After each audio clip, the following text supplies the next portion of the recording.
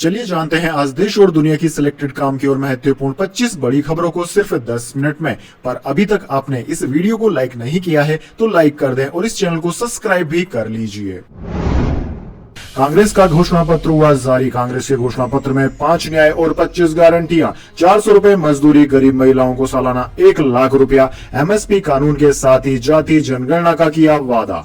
जी हां दोस्तों, लोकसभा चुनाव के लिए कांग्रेस ने शुक्रवार को 48 पेज का घोषणा पत्र जारी कर दिया। दिल्ली में कांग्रेस मुख्यालय में सोनिया गांधी, राहुल गांधी खड़गे और मैनिफेस्टो कमेटी के अध्यक्ष पी चिदम्बरम ने 5 न्याय और 25 गारंटियों का ऐलान किया है। दोस्तों, पार्टी के घोषणा पत्र में मजदूरी 400 रुपए दिन करने, गरीब परिवार की महिला को साल में 1 लाख रुपए देने, एमएसपी को कानून बनाने और जाति जनगणना कराने का भी जिक्र है। कांग्रेस ने अपने मैनिफेस्टो में युवा, महिला, मजदूर और किसान पर फोकस किया है। इन सभी वर्गों के लिए अलग अलग तरह की स्कीम्स का दावा किया गया है। पार्टी ने कहा है कि उसका घोषणा पत्र वर्क, वेल्थ और वेलफेयर पर आधारित है। यहाँ वर्क के मायने रोजगार, वेल्थ के मायने आमदनी और वेलफेयर के मायने सरकारी स्कीम्स के फायदे दिलाने से है। चलिए दोस्तों, जान लेते हैं इसके बाद अगली खबर।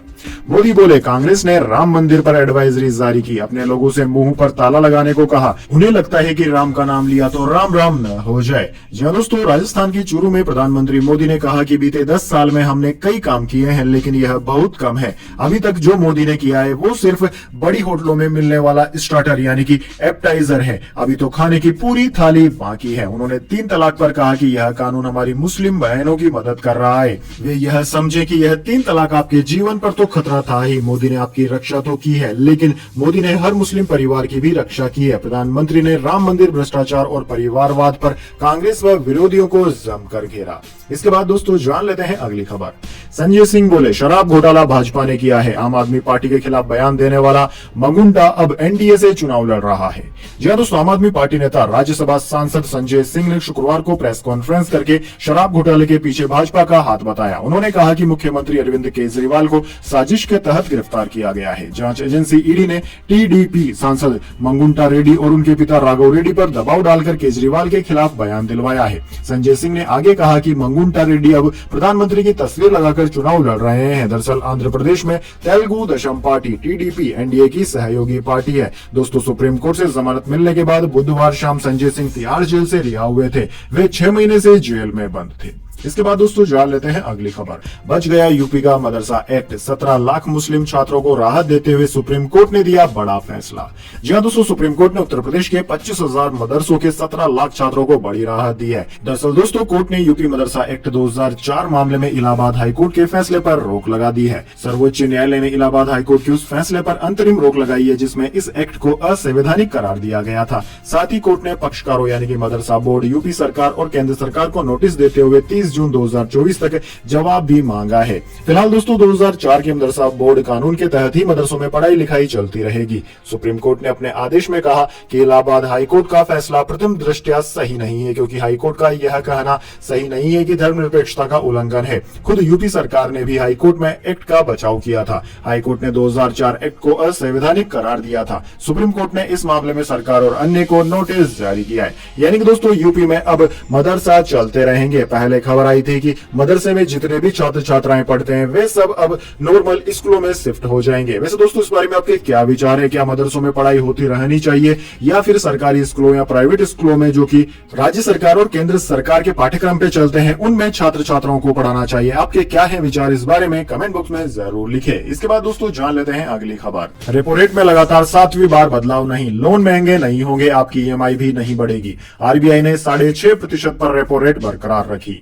जी हां दोस्तों, भारतीय रिजर्व बैंक आरबीआई ने लगातार 7वीं बार ब्याज दरों में कोई बदलाव नहीं किया है। आरबीआई ने ब्याज दरों को 6.5% पर जस का तस रखा है। यानी कि दोस्तों, लोन महंगे नहीं होंगे, आपकी ईएमआई पर कोई फर्क नहीं पड़ेगा। आरबीआई ने आखिरी बार फरवरी 2023 में दरें 0.25% बढ़ाकर 6.5% कर दी थी। 3 अप्रैल से चल रही मॉनेटरी पॉलिसी कमेटी की मीटिंग में लिए गए फैसलों की जानकारी आरबीआई गवर्नर शक्तिकांत दास ने शुक्रवार को दी। ये मीटिंग हर 2 महीने में होती है। आरबीआई ने इससे पहले फरवरी में हुई बैठक में ब्याज दरों में कोई बढ़ोतरी नहीं की थी। इसके बाद दोस्तों जान लेते हैं अगली खबर। यूनिफॉर्म सिविल कोड हमारी प्रतिबद्धता, एनआरसी से कोई डर की बात नहीं होनी चाहिए, न्यूज 18 से बोले राजनाथ सिंह।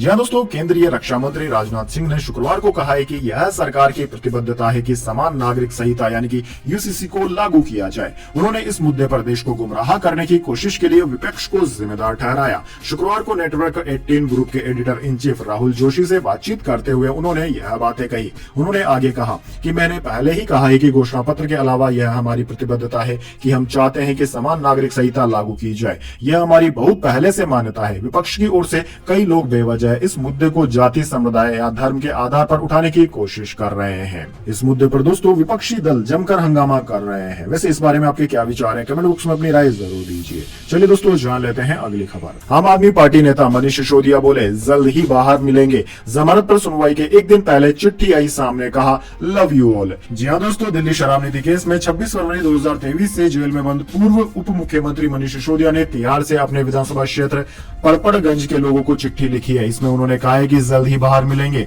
शिक्षा क्रांति जिंदाबाद, love you all. Manish Sisodia ने यह चिट्ठी 15 मार्च को लिखी थी। हालांकि दोस्तों आम आदमी पार्टी ने इसे अपने एक्स प्लेटफॉर्म पर आज यानी कि 5 अप्रैल को जारी किया। सिसोदिया ने कहा कि अंग्रेजों को भी अपनी ताकत का बहुत ज्यादा घमंड था। अपनी सत्ता के दम पर वे जिसे चाहे उस पर झूठे आरोप लगाकर जेल में डाल देते थे। सिसोदिया ने कहा कि जिस तरह अंग्रेजों की तानाशाही के खिलाफ लंबी लड़ाई लड़कर आजादी का सपना सच हुआ है, उसी तरह देश के हर एक बच्चे को अच्छी शिक्षा मिलने का सपना भी जरूर पूरा होगा। सिसोदिया की जमानत पर 6 अप्रैल को रॉबर्ट्स एवेन्यू कोर्ट में यानी कि आज सुनवाई हो रही है। चलिए दोस्तों जान लेते हैं अगली खबर। राहुल में इंडिया ब्लॉक को लगा झटका, सपा उम्मीदवार मीरा यादव नॉमिनेशन हुआ रद्द, बीजेपी को मिला वॉकओवर। जी हां दोस्तों, मध्य प्रदेश की खुजरोह लोकसभा सीट से समाजवादी पार्टी की उम्मीदवार मीरा यादव का नामांकन फार्म रिटर्निंग ऑफिसर ने जांच के बाद खारिज कर दिया। कांग्रेस ने सीट शेयरिंग फॉर्मूले के तहत यह सीट सपा के लिए छोड़ दी थी। पन्ना जिला निर्वाचन अधिकारी सुरेश कुमार ने मीरा यादव का नामांकन पत्र खारिज कर दिया है क्योंकि उन्होंने बी फार्म पर हस्ताक्षर नहीं किए थे और 2023 विधानसभा चुनाव मतदाता सूची की प्रमाणित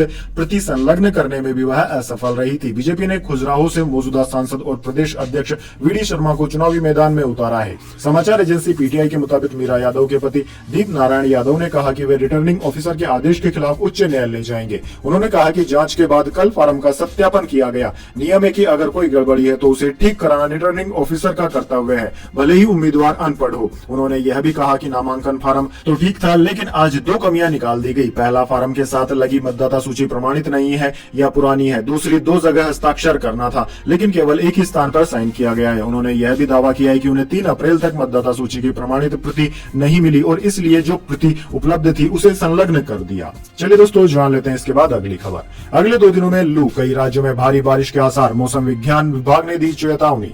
जी हां दोस्तों, मौसम विज्ञान विभाग ने पूर्वी और प्रायद्वीपीय भारत के कुछ हिस्सों में अगले 2 दिनों में लू चलने की चेतावनी जारी की है। दरअसल दोस्तों भारतीय मौसम विज्ञान विभाग ने यह भी कहा है कि 9 अप्रैल तक पूर्वोत्तर क्षेत्र में तीव्र बारिश और तूफान की भी संभावना है। इंडियन मेट्रोलॉजी डिपार्टमेंट यानी कि आईएमडी ने कहा है कि शुक्रवार और शनिवार को ओडिशा, गांगेय पश्चिम बंगाल, झारखंड, विदर्भ, उत्तरी आंतरिक कर्नाटक, तटीय आंध्र प्रदेश और यमन, रायलसीमा और तेलंगाना के अलग अलग इलाकों में लू चलने के आसार हैं। विदर्भ, तटीय आंध्र प्रदेश और यमन, रायलसीमा, गांगेय पश्चिम बंगाल, बिहार, तेलंगाना, झारखंड, उत्तरी आंतरिक कर्नाटक और ओडिशा के अलग अलग स्थानों में 5, 6 और 7 अप्रैल को उष्ण लहर चलने की भी संभावना जताई गई है। चलिए दोस्तों जान लेते हैं इसके बाद अगली खबर। पूर्व मुख्यमंत्री लालू प्रसाद यादव के खिलाफ अरेस्ट वारंट हुआ जारी, ग्वालियर के एमपी एमएलए कोर्ट ने दिया यह आदेश। जी दोस्तों, राजद सुप्रीमो और बिहार के पूर्व मुख्यमंत्री लालू प्रसाद यादव के खिलाफ मध्य प्रदेश की ग्वालियर कोर्ट ने अरेस्ट वारंट जारी कर दिया है। दरअसल दोस्तों ग्वालियर के एमपी एमएलए कोर्ट से स्थायी वारंट यह जारी किया गया है। यह वारंट आर्म एक्ट के मामले में जारी हुआ है। साल 1995 और 97 के फॉर्म 16 के तहत हथियारों की सप्लाई का आरोप उन पर लगा था। पुलिस की जांच के बाद लालू प्रसाद यादव के नाम भी सामने आए थे। दोस्तों आपकी जानकारी के लिए बता दें, इससे पहले 30 जनवरी को परिवर्तन निदेशालय यानी कि ईडी ने लालू प्रसाद से करीब 10 घंटे पूछताछ भी की थी। एजेंसी ने लालू से रेलवे में कथित लैंड फॉर जॉब स्कैम में मनी लॉन्ड्रिंग जांच के सिलसिले में पूछताछ की थी। लालू पहली बार जांच एजेंसी के सामने पेश हुए थे। इसके बाद दोस्तों अगली खबर है, खुद जल्द यूपीआई से बैंक खाते में पैसा जमा कर सकेंगे। कैश डिपॉजिट मशीन में मिलेगी यह सुविधा। अभी यूपीआई से पेमेंट और नगद निकासी की है फैसिलिटी। जी हाँ दोस्तों, बड़ी ही खुशखबरी है। जल्दी आप यूनिफाइड पेमेंट इंटरफेस यानी यूपीआई के जरिए कैश डिपॉजिट अपने बैंक खाते में कर पाएंगे। आपको बैंक में जाकर लाइन में लगने की कोई जरूरत नहीं है। दरअसल दोस्तों, आरबीआई गवर्नर शक्तिकांत दास ने शुक्रवार को मॉनेटरी पॉलिसी कमेटी की मीटिंग में यह जानकारी दी। उन्होंने कहा कि यूपीआई की पॉपुलैरिटी और एक्सेसमेंट को देखते हुए अब इसके माध्यम से कैश डिपॉजिट फैसिलिटी का प्रस्ताव है। यह सुविधा सीडीएम कैश डिपॉजिट मशीन में उपलब्ध कराई जाएगी। अभी सीडीएम से कैश डिपॉजिट करने के लिए डेबिट कार्ड का इस्तेमाल किया जाता है। साथ ही यूपीआई के जरिए पेमेंट करने के साथ नगद पैसे निकाल सकते हैं।